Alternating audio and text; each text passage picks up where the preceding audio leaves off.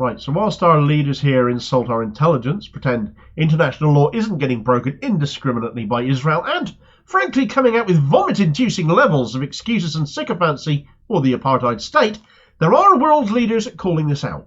The first rumbles of this were coming from Spain, as their Minister of Social Rights and General Secretary of Podemos, Ione Belarra, called out Israel in recent weeks, most recently telling the pro-Israeli European Union to cut ties with Israel amidst the atrocities going on.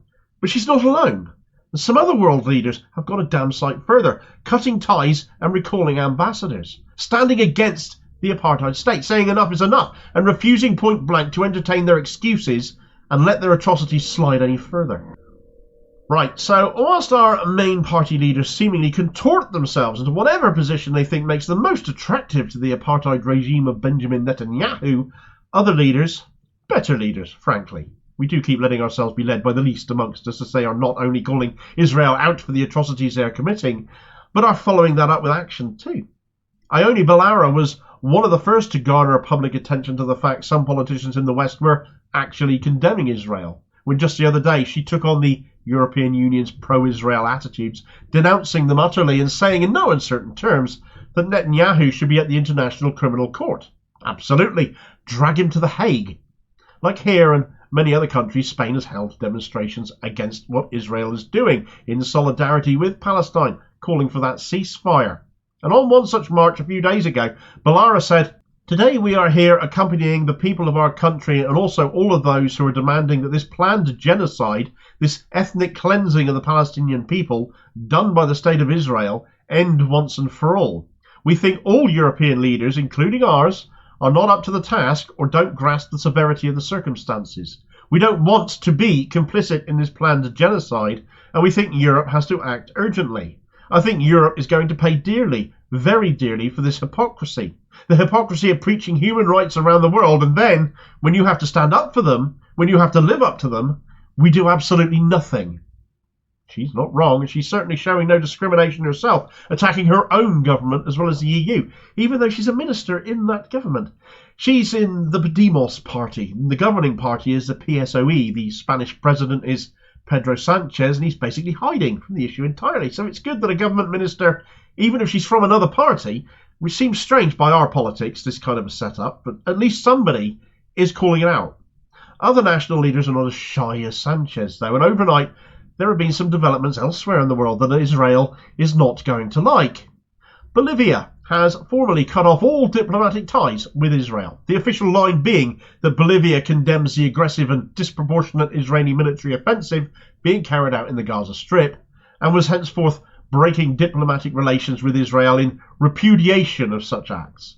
Bolivia has taken the decision to break diplomatic relations with the State of Israel in repudiation and condemnation of the aggressive and disproportionate Israeli military offensive being carried out in Gaza, having only restored relations in 2019, having severed them previously, again, back then, over Israeli aggression in the Gaza Strip. They have sent an official communication to the State of Israel to make their decision to break diplomatic relations again known, and as a result, Bolivia have become the first Latin American country to officially cut ties with Israel since the events of October the 7th, though, to be honest, have any other countries anywhere actually done this yet? Because I haven't heard of any, I haven't found any, although apparently the Israeli ambassador to Colombia has already been expelled from that country. In fact, Colombia, funnily enough, is the country I'm coming to next, so that was a nice little segue there. They, along with Chile, have recalled their ambassadors from Israel to report on the situation there. Colombian President Gustavo Petro took to Twitter saying, "I have decided to call our ambassador in Israel for consultation. If Israel does not stop the massacre of the Palestinian people, we cannot be there." Chile has a historical issue with Israel. For example, Israel backed the dictator Augusto Pinochet, and Chile actually has the largest Palestinian population outside of Palestine itself. Their president, Gabriel Boric, has also taken to Twitter saying, "Given the unacceptable violations of international humanitarian law that Israel has incurred in the Gaza Strip, as the government of Chile, we have resolved to call the Chilean ambassador to Israel, Jorge Carvajal, I hope I said that right, to Santiago for consultations. Chile strongly condemns and observes with great concern that these military operations which at this point in their development entail collective punishment of the Palestinian civilian population in Gaza, do not respect fundamental norms of international law as demonstrated by the more than 8,000 civilian victims, mostly women and children. Very well put, I thought. Along with these three South American nations, Brazil's President Lula has also spoken out against Israel, saying the terrorist attack by Hamas on Israel did not justify the killing of millions of innocents in Gaza. Bit of an exaggeration on the numbers, but sure, absolutely, the sentiment can't possibly disagree with. Brazil, interestingly enough, currently holds the rotating presidency of the UN Security Council. Now, how much clout it has there when the US, as a permanent council member, have vetoes over everything which they are using to provide cover for Israel, and have a long record of doing just that. Preserving the US foothold in the Middle East that Israel provides and turning a blind eye to atrocities it does so, presumably being the driving factor behind that.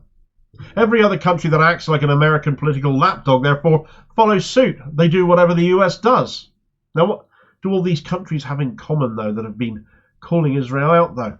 Oh, they're all South American, yes. Well, they're all led by left-wing governments as well. Funny that.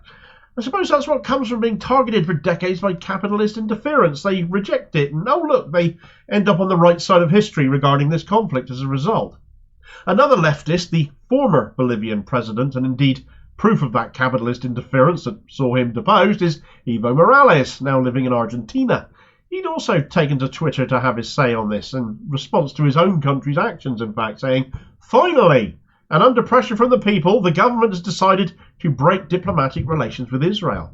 He does so after being in power for 3 years and after the Israeli regime murdered more than 8,500 people, almost half of them boys and girls. This is not enough. Bolivia must declare the state of Israel as a terrorist state and file a complaint with the International Criminal Court. The people of Bolivia will always accompany the people of Palestine. The government has the duty to take these steps." He's not mincing his words at all, and I totally agree with that.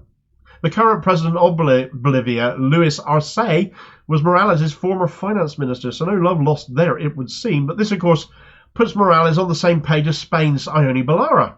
That international law must be upheld, and the full weight of it must be applied to Israel, and no longer must that state be afforded some kind of, well, if you can excuse the pun, get-out-of-jail-free card every time they commit an act of atrocity against Palestinians, getting away with it by calling their accusers anti-Semites or however else they choose to get defended, or other nations that are doing the cover, playing the cover for them.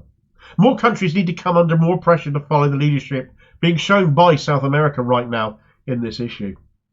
Thanks for watching. I hope you found this video useful. Please like, share and subscribe if you did. More content out daily. Please do have your say on this story in the comments below and be part of the conversation too. Meanwhile, here's a video recommendation where here in the UK, so much as saying the wrong thing to the wrong politician can get you suspended on this matter between Israel and Palestine. But in Labour, that happens even when you didn't say what they say you did, especially if you're a lefty. And I'll hopefully see you on the next vid. Cheers, folks.